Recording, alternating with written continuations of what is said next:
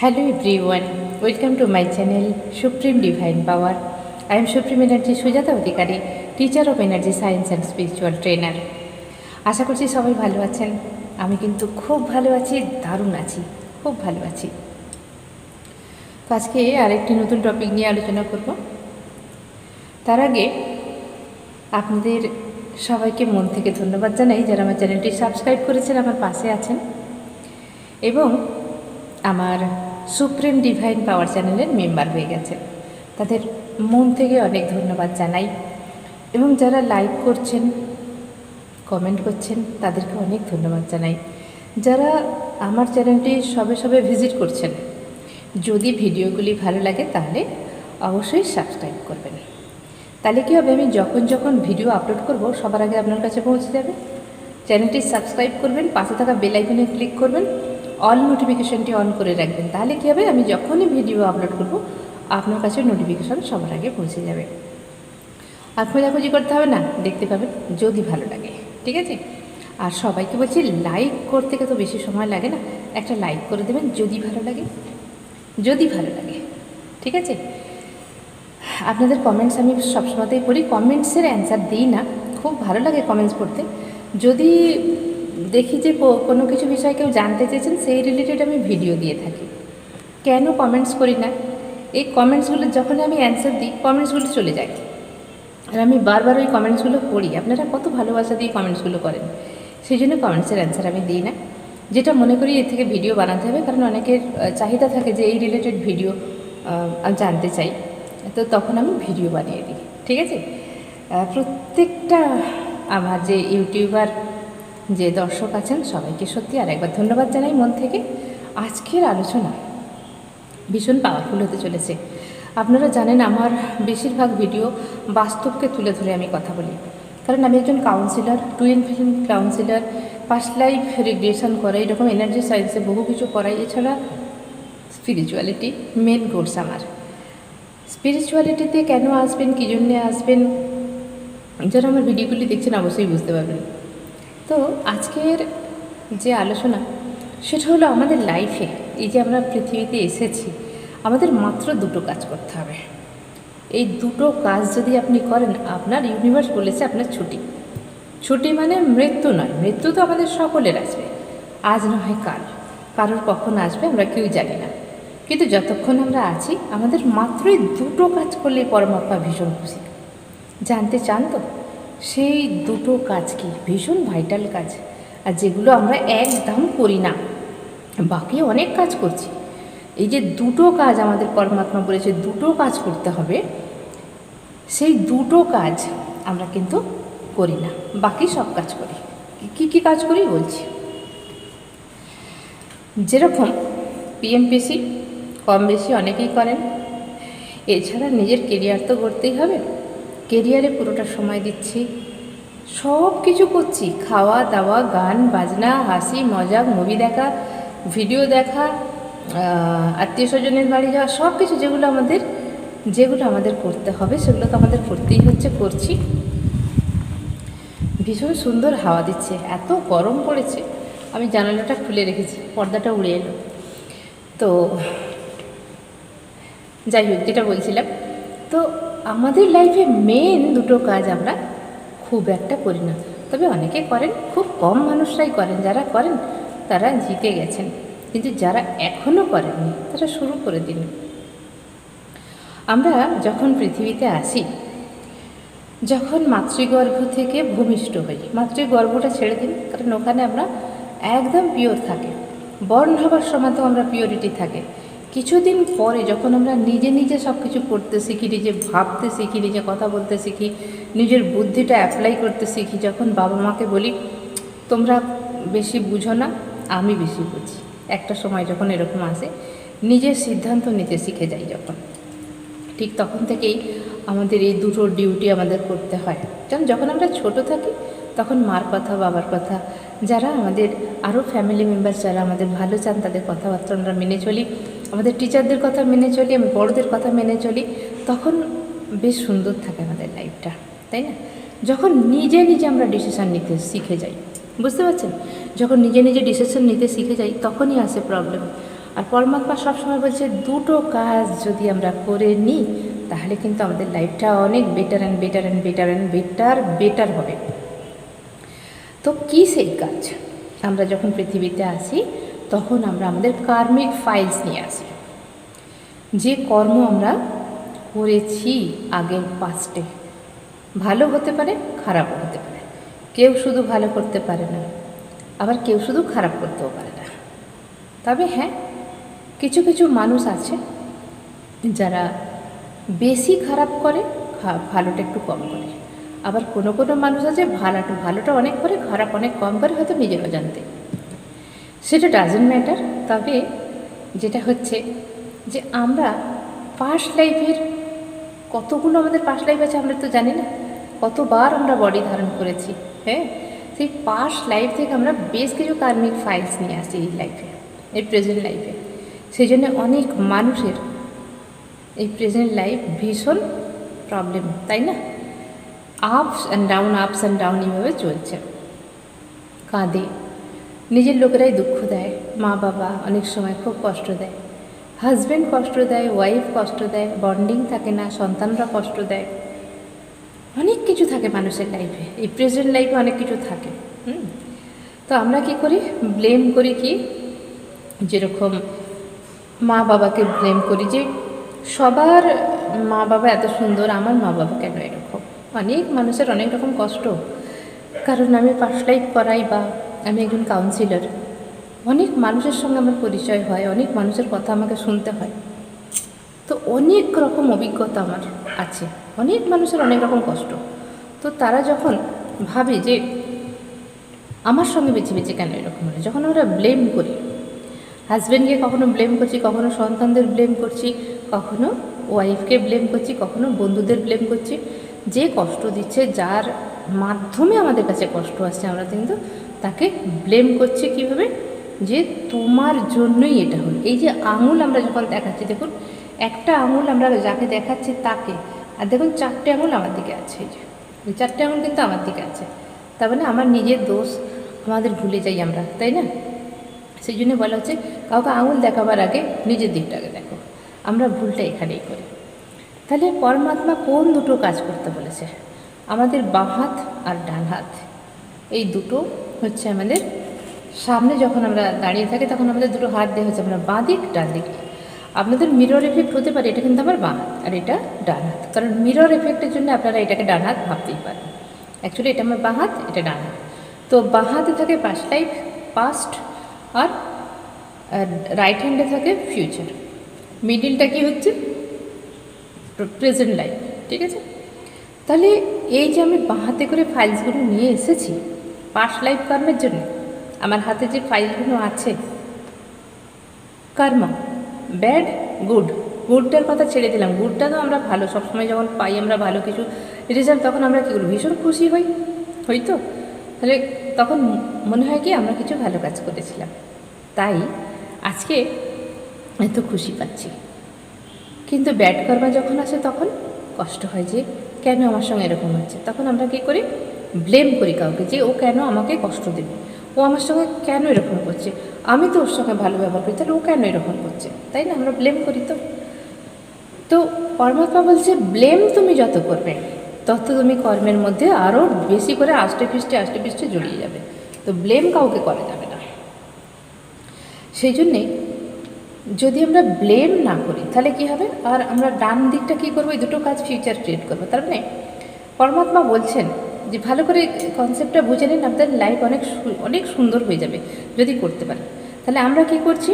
Blame করছি, তুমি আমার সঙ্গে ভালো ব্যবহার কেন করছো না, তুমি কেন আমার সঙ্গে ঝগড়া করছো, তুমি আমায় কেন দেখতে পাচ্ছ না, তুমি আমায় ছেড়ে কেন চলে যাচ্ছ, তুমি কেন আমায় গালি দিচ্ছ, তুমি কেন ঝগড়া করছো, কেন আমাকে ভরণ পোষণ নিচ্ছ না, বা আমাকে কেন দেখছো না, কেন আমরা একসঙ্গে থাকতে পারছি না, কেন আমি তোমার সন্তান হয়েও তুমি আমাকে দেখতে পারো না।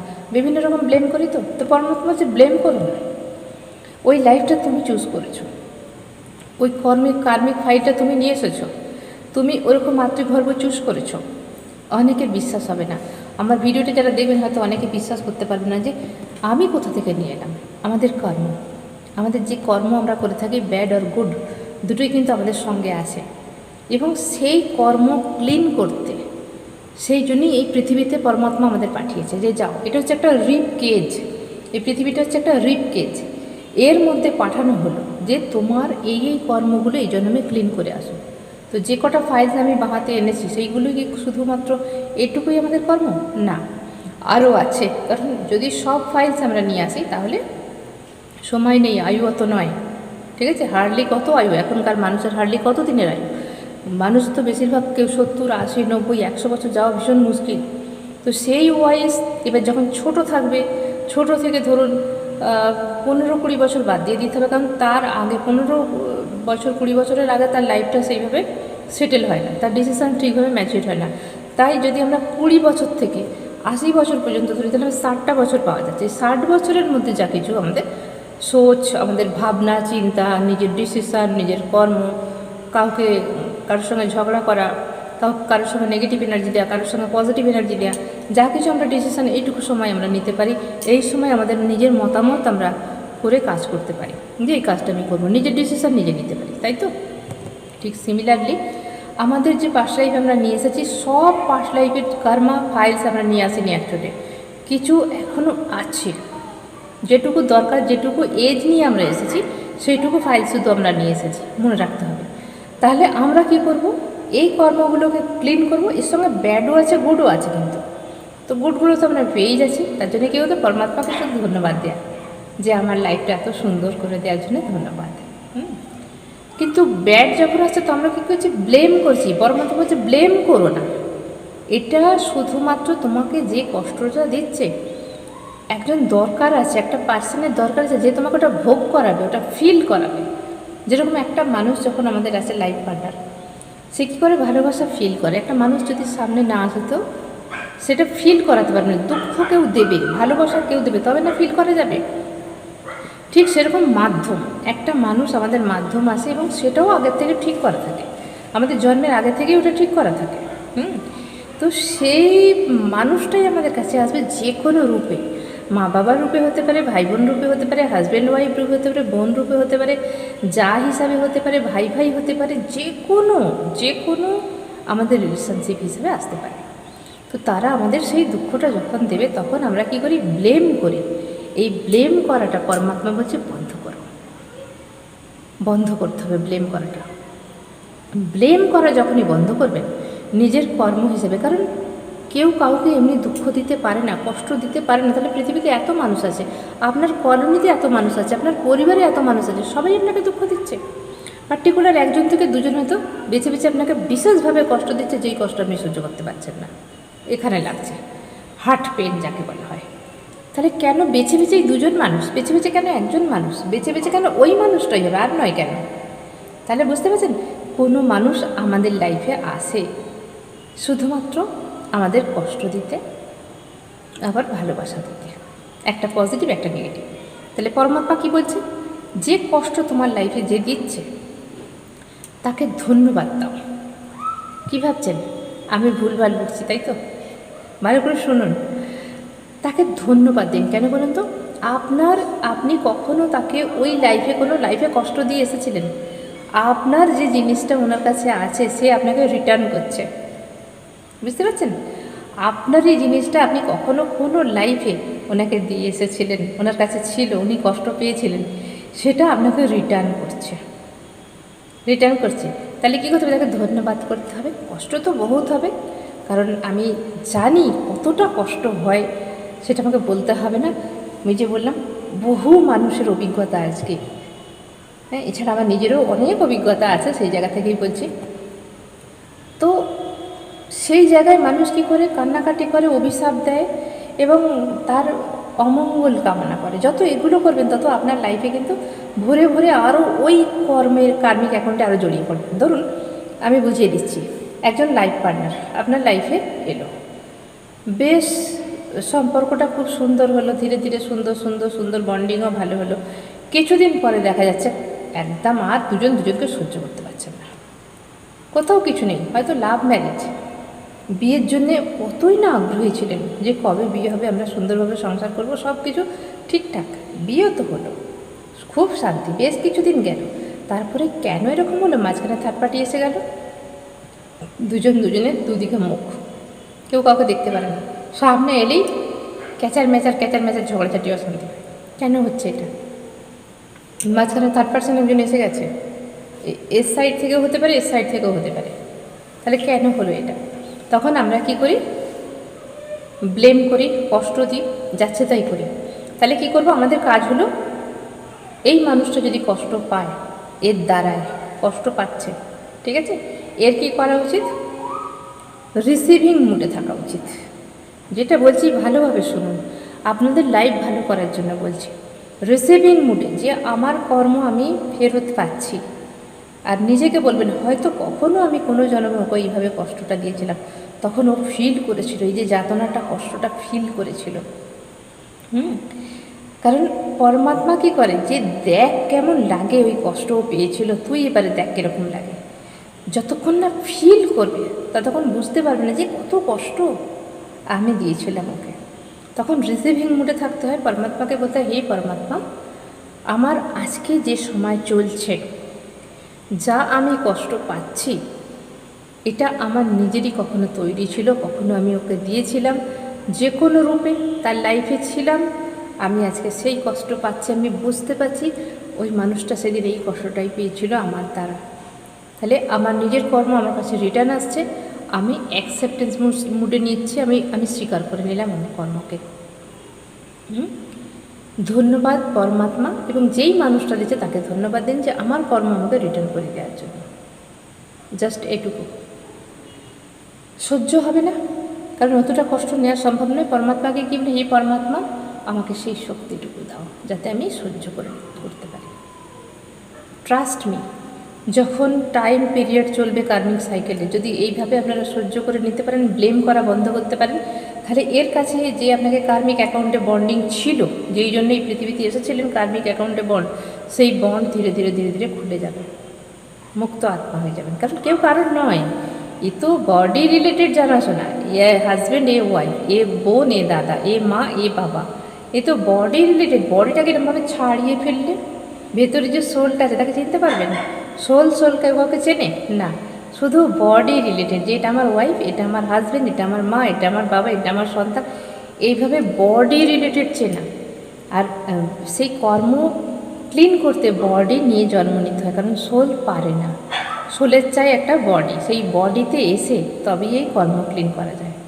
তাহলে আমাদের একটা কাজ কি হলো, যেই কর্ম আমাদের লাইফে আমরা নিয়ে এসেছি নিজের হাতে, সেই কর্ম ক্লিন করতে হবে ওইভাবে, পরমাত্মাকে ধন্যবাদ দিয়ে, আর যে দিচ্ছে তাকে ধন্যবাদ দিয়ে সহ্য করে নিতে হবে সবটা, অ্যাকসেপ্টেন্সের মুডে থাকতে হবে এবং চুপ থাকতে হবে। এই সময়টা একদম শান্ত থাকতে হয়। কতদিন লাগতে পারে? কতদিন লাগতে পারে? হতে পারে কারোর 1 বছর, কারোর 6 মাস, কারোর 2 বছর, কারোর 4 বছর, কারোর 5 বছর লাগতে পারে। দেখতে হবে কারোর কর্মটা কীরকম। কর্ম কেটে গেলে কি হবে? হতে পারে আপনার যদি সেই মতো বন্ডিং থাকে যে আমার লাইফে আবারও ফিরে আসবে এত বছর পরে, তাহলে সে ফিরে আসবে। যদি না ফিরে আসে, তাহলে আজকে আপনার যে কষ্টটা হচ্ছে সেই কষ্টটা থাকবে না, ব্যালেন্সে চলে আসবে, একটা ব্যালেন্স, যে ও আর এলেও হবে, না এলেও হবে, সেই মনের মধ্যে সেই খোয়াইশটা আর থাকবে না যে আসছে না আমি কি করব। আগে যেরকম যেই মুহূর্তে কষ্ট পাচ্ছে না, সেই মুহূর্তে কী মনে হচ্ছে, কেন আমাকে এত কষ্ট দিচ্ছে, আমি ওকে এত ভালোবাসি, আমি ওকে এত চাই, ও কেন বোঝে না। যখন কর্ম ক্লিন হয়ে যাবে তখন কিন্তু এই জিনিসটা থাকবে না, একদম ব্যালেন্স এসে যাবে, সম্পূর্ণ ব্যালেন্স হয়ে যাবে। ব্যালেন্স হওয়ার পর তখন মনে হয় ওর মতো থাক, আমি আমার মতো থাকি, চাই একই জায়গায় হাজব্যান্ড অ্যান্ড ওয়াইফ রূপে বন্ধুর মতো, তা না হলে যে যার মতো সে তার। ঠিক আছে, এইভাবে হতে পারে। এবার দ্বিতীয় কাজ কি? পরমাত্মা তো 2টো কাজ করতে বলছে, মাত্র 2টো কাজ। আর একটা কাজ হলো এই বাঁ হাতে হচ্ছে পাস্ট লাইফ কর্ম ক্লিন করা, আর ডান হাতে কী করতে হবে? ফিউচার বানাতে হবে। এই ফিউচার কিন্তু ডান হাতে বানাতে হয় না, প্রেজেন্ট মোমেন্টের থেকে ভালো কিছু করা মানুষের জন্য। যা হয়ে গেছে গেছে। ধরুন আপনার লাইফে অনেক কষ্ট চলছে, ওটাকে কিছু করতে পারবে না, ওটা পাস্ট লাইফ কর্ম চলছে, সেটা ক্লিন করতে হবে, শুধুমাত্র ক্লিন করতে হবে। ওইটাকে নিয়ে যদি আপনি বসে থাকেন যে আমার সঙ্গে কেন এরকম হলো, আমি কি করব, পুরো লাইফটা যদি বরবাদ করে দেন, তাহলে কি হলো, আপনার ফিউচারটাও ওইভাবে হবে। আপনি প্রেজেন্টে যেটা ভাবছেন, যেটা করছেন, কষ্ট পাচ্ছেন, সেটা ফিউচারে ক্রিয়েট হবে। ওটাই প্রেজেন্টে যেটা করছেন সেটাই ফিউচার ক্রিয়েট হবে। ফর এক্সাম্পল, কোনো মানুষ এক্সাম দেবে, ভালোভাবে পড়াশোনা করছে, তাহলে ভালোভাবে যখন পড়াশোনা করছে, যখন এক্সাম দেবে রেজাল্টটা কী হবে? ভালো হবে তো। এই প্রেজেন্টে পড়াশোনা করেছিল বলেই তার রেজাল্টটা ভালো হবে। কিন্তু যদি সে পড়াশোনা যদি কোনো মানুষ না করে, তাহলে কী হবে? সে যখন এক্সাম দেবে তার রেজাল্টটা কী হবে? খারাপ হবে। তাহলে প্রেজেন্ট ফিউচার ক্রিয়েট করে, বুঝতে পারছেন? তাহলে পরমাত্মা বলছে এই দুটো কাজ করো, যা ফাইলস নিয়ে এসেছো তাকে ক্লিন করো, আর সঙ্গে সঙ্গে ফিউচার ক্রিয়েট করো, যাতে ইন ফিউচার ভালো থাকা যায়। এই দুটো মাত্র যদি আপনি কাজ করতে পারেন, পরমাত্মার চোখে আপনি ধন্য, এবং আপনি নিজের যে কর্ম করতে এখানে এসেছেন এই পৃথিবীতে, তাহলে আপনি নিজের কর্ম যেটুকু ফাইল নিয়েছিলেন করে ফেলেন, এই জন্মে সেগুলো শেষ। এরপরে আপনি নতুন করে ফিউচার ক্রিয়েট করছেন, যা এই লাইফেও পেতে পারেন, আবার পরের লাইফেও পেতে পারেন। কারণ দেখতে হবে কতগুলো পাস্ট লাইফ কর্মাস আমি নিয়ে এসেছি, আপনি নিয়ে এসেছেন, কত দিন টাইম লাগবে। তারপর ফিউচার ক্রিয়েট করছেন, হয়তো এজ খুব কম নিয়ে এসেছেন বা বেশি নিয়ে এসেছেন, তো কতটুকু সময় আছে সেই সময়টুকু আপনি পাবেন। জিগজ্যাগ প্যাটার্নে চলে আমাদের লাইফ, জিগজ্যাগ প্যাটার্ন, স্মুথলি চলে না। কেউ শুধুমাত্র সুখে নেই, কেউ শুধুমাত্র দুঃখে নেই, দুঃখ সুখ, দুঃখ সুখ, এইভাবেই আমাদের লাইফ জিগজ্যাগ প্যাটার্ন। কিন্তু কিছু ক্ষেত্রে দেখা যায় যারা শুধু ভালো কাজ করে বেশিরভাগ, তাদের লাইফটা বেশিরভাগ ক্ষেত্রেই দেখা যায় ভালোভাবে কাটে। কিন্তু সাধারণ মানুষ যেগুলো বোঝে না, তাদের জন্যই আমার এই ভিডিও। আপনার লাইফে যা হচ্ছে, যা হয়ে গেছে, সেটা আপনার হাতে নেই, কিন্তু যেটা হবে সেটা আপনার হাতে, এই মুহূর্তে আপনার হাতে আছে। তাহলে কী করতে চান? ফিউচারটা ভালো বানাতে চান, তাহলে কর্মগুলোকে ক্লিন করুন। কাউকে কোনো দিন ব্লেম করবেন না, এটা হচ্ছে সাধারণ মানুষের মুদ্রা দোষ। যখন আপনি ব্লেম করতে শুরু করছেন, তখন আরও কার্মিক অ্যাকাউন্টে আপনি জড়িয়ে পড়ছেন।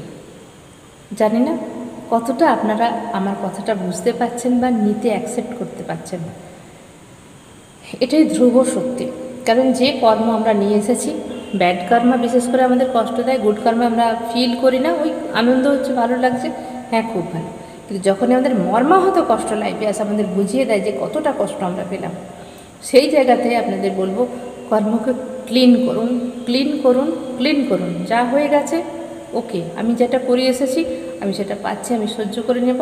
কিন্তু এর সঙ্গে সঙ্গে নিজেকে প্রেজেন্টে ক্রিয়েট করুন এমন কিছু জিনিস যা আমার ফিউচারটা ভালো হয়, এই লাইফের ফিউচার বা নেক্সট লাইফ, যেটা আমাদের ভালো আমরা পাই। এই হচ্ছে আজকের ভিডিও।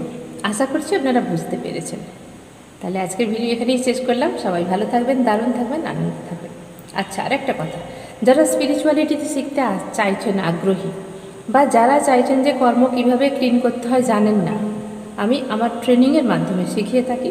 যারা চাইছেন যে কর্ম ক্লিন করবেন, প্রচুর প্রবলেম আপনার লাইফে, তাহলে অবশ্যই এই ফোন নাম্বার দেওয়া আছে, এখানে যোগাযোগ করুন, আমাকে হোয়াটসঅ্যাপ করুন বা কল করুন, আমার ট্রেনিং করুন, এবং আমি শিখিয়ে থাকবো কীভাবে আপনি এই কর্ম থেকে বেরিয়ে আসবেন এবং নিজে নতুন করে আবার ভালো কিছু ক্রিয়েট করবেন, যাতে নেক্সট এই লাইফে এবং নেক্সট লাইফ, নেক্সট ফিউচার বা এই লাইফের পরের নেক্সট লাইফ আপনি কীভাবে ভালো থাকতে পারেন। তাহলে আজকের ভিডিও এখানেই শেষ করলাম। সবাই ভালো থাকবেন, দারুণ থাকবেন, আনন্দে থাকবেন। ধন্যবাদ।